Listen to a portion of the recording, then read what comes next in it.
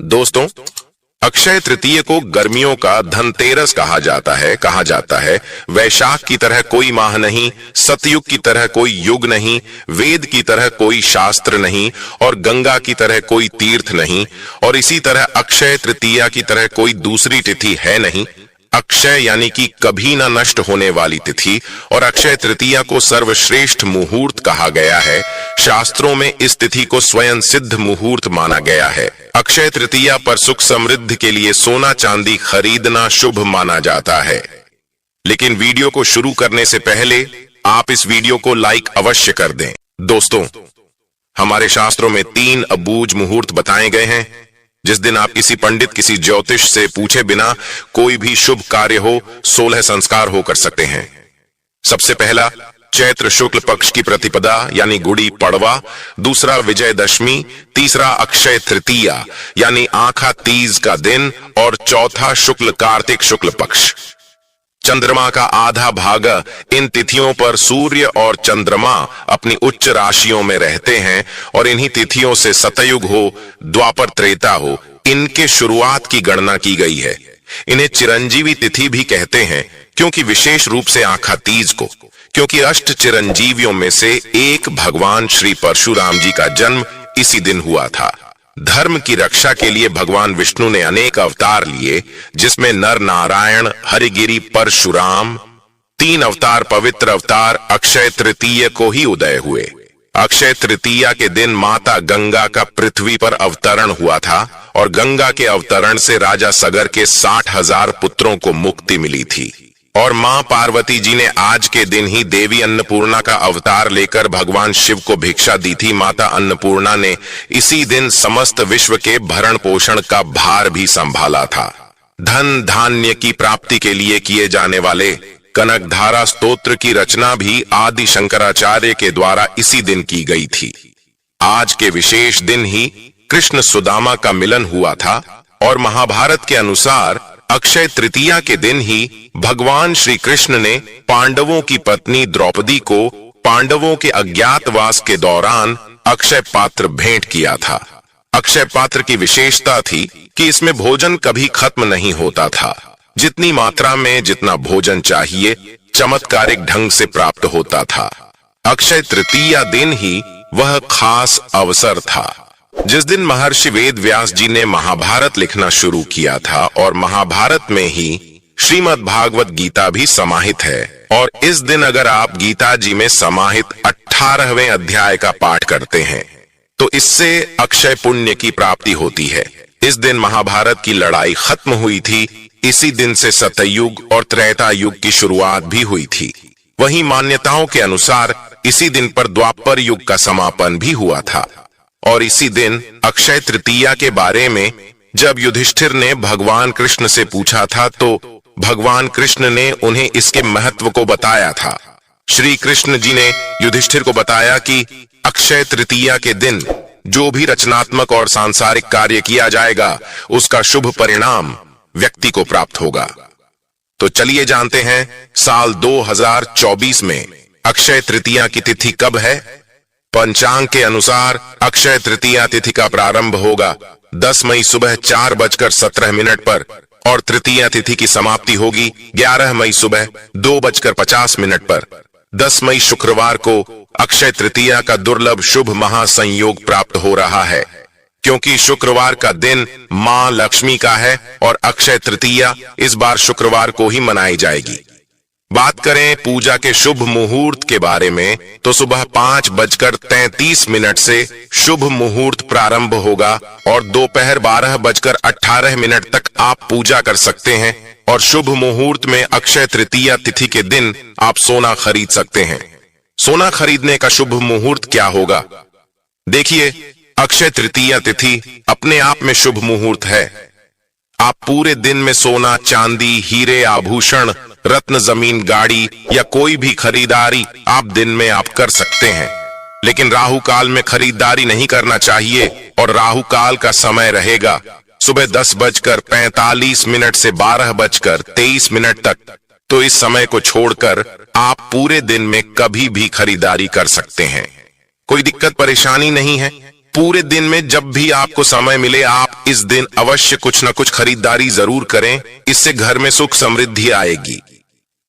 जन्म जन्मांतर हमारे घर में सुख समृद्धि की बढ़ोतरी होगी। अक्षय अपने आप में सर्वश्रेष्ठ शुभ संयोग होता है। इस दिन मां लक्ष्मी और श्री हरि नारायण मतलब लक्ष्मी नारायण की पूजा आराधना की जाती है। इसके अलावा परशुराम जी की पूजा किया जाता है और इसके अलावा नर और नारायण की भी पूजा होती है। इस दिन हवन स्नान जप दान तर्पण करने के लिए शुभ माना जाता है। इस दिन सोना खरीदने से मां लक्ष्मी की कृपा बनी रहती है। इस दिन हिंदू धर्म में आस्था रखने वाले लोग शुभ कार्य प्रारंभ करते हैं। इसके साथ ही नई चीजों की खरीदारी का भी इस तिथि पर बड़ा महत्व है। ऐसा माना जाता है कि इस दिन खरीदारी और खासकर सोना खरीदने से घर में कभी भी धन धान्य की कमी नहीं होती। ये दिन आपके आध्यात्मिक उत्थान के लिए भी बहुत शुभ माना जाता है। अगर आप इस दिन प्रभु का ध्यान करते हैं तो आपको उनका आशीर्वाद प्राप्त होता है। इस दिन दान करने से भी आप जीवन में सुख समृद्धि प्राप्त कर सकते हैं।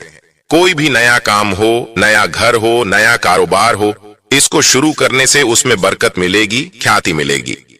पंचांग देखे बिना ही आज के दिन कोई भी शुभ और मांगलिक कार्य जैसे विवाह, गृह प्रवेश, वस्त्र आभूषणों की खरीदारी, भूखंड, वाहन, कोई भी चीज की खरीदारी, कोई जमीन जायदाद, कोई नए कपड़े, कोई भी आभूषण, कोई नई संस्था की स्थापना, कोई समाजवादी की स्थापना, कोई उद्घाटन करना सभी श्रेष्ठ रहता है।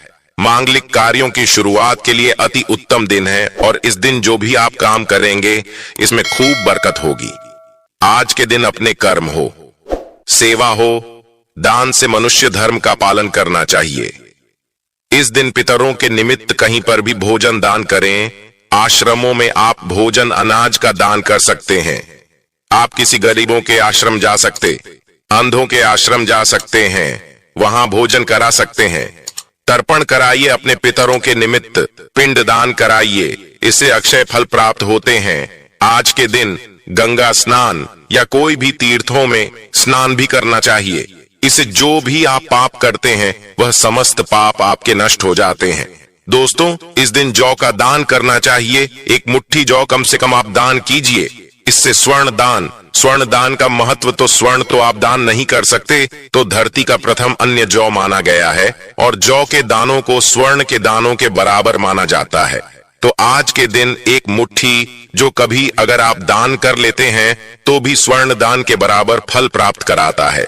इस दिन आप जो इच्छा हो, पंखा, छाता, जल सत्तू, फल, वस्त्र, किसी भी चीज का दान कर सकते हैं। भूमि दान का भी महात्म्य होता है, लेकिन भूमि हर किसी के बस की नहीं होती है। तो आप कम से कम एक मुट्ठी चावल ही दान कीजिए, पर कीजिए जरूर।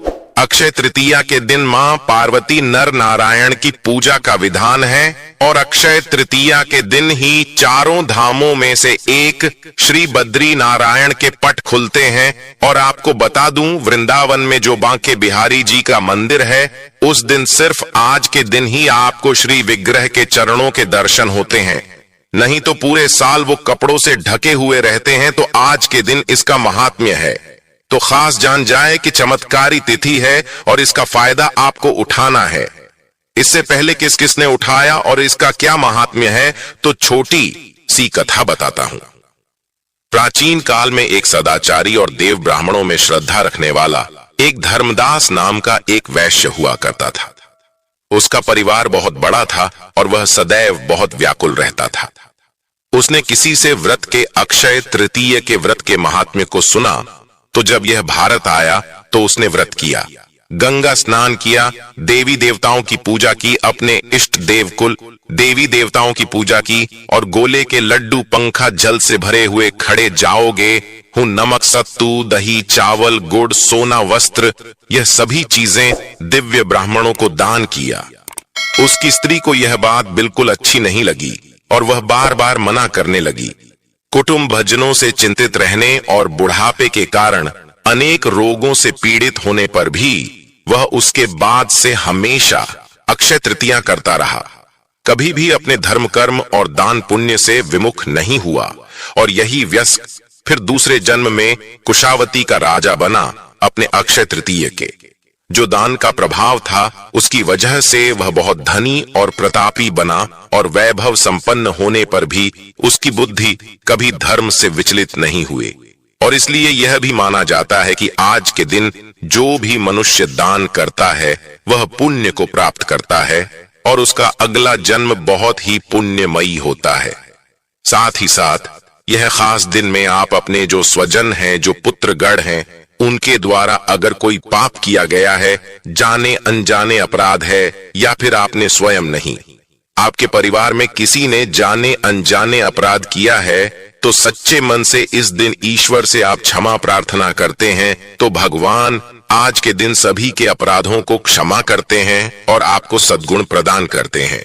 अब हम जानेंगे अक्षय तृतीया की पूजा विधि। इसके लिए ब्रह्म मुहूर्त में उठकर स्नानादि से निवृत्त होकर सूर्य नारायण को जल अर्पित करना चाहिए। अपने घर के मंदिर में आप चौकी लगाकर पूजा कर सकते हैं या अपने नजदीक के कोई भी श्री हरि नारायण के मंदिर में कलश की स्थापना करके पूजा संपन्न कर सकते। अक्षय तृतीया की पूजा आराधना में कलश की स्थापना का अत्यंत महत्वपूर्ण स्थान है। मतलब आप कलश स्थापना के बगैर अक्षय तृतीया की पूजा विधि को संपन्न नहीं कर सकते हैं।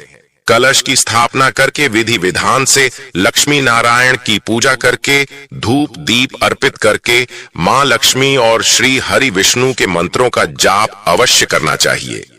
खीर का भोग अर्पित करें। सफेद मिठाई या दूध से निर्मित मिठाई का भोग लगाना उत्तम होता है। अपने सामर्थ्य के अनुसार और सच्ची श्रद्धा भक्ति से आपको भोग लगाना चाहिए।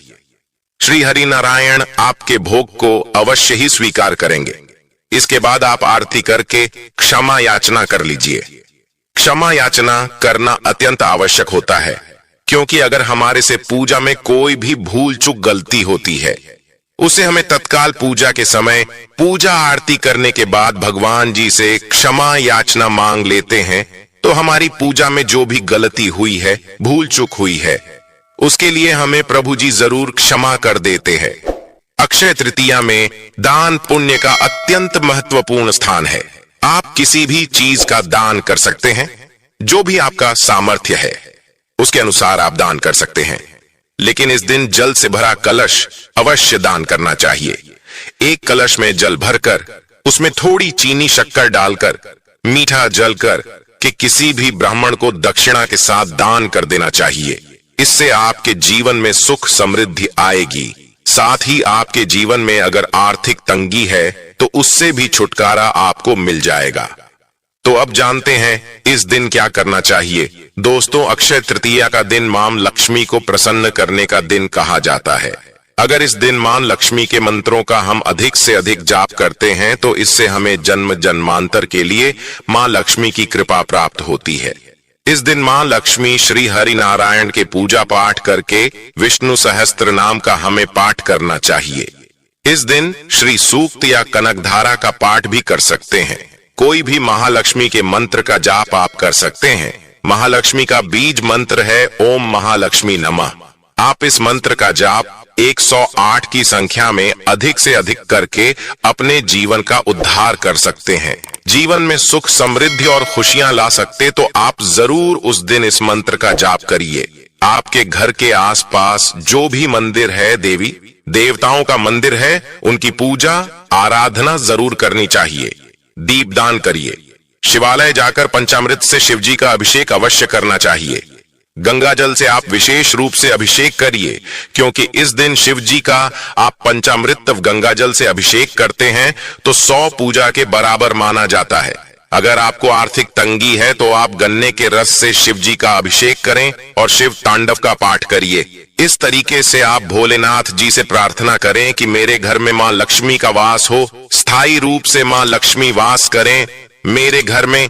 तो यह कार्य अक्षय तृतीया पर आपको अवश्य करना चाहिए।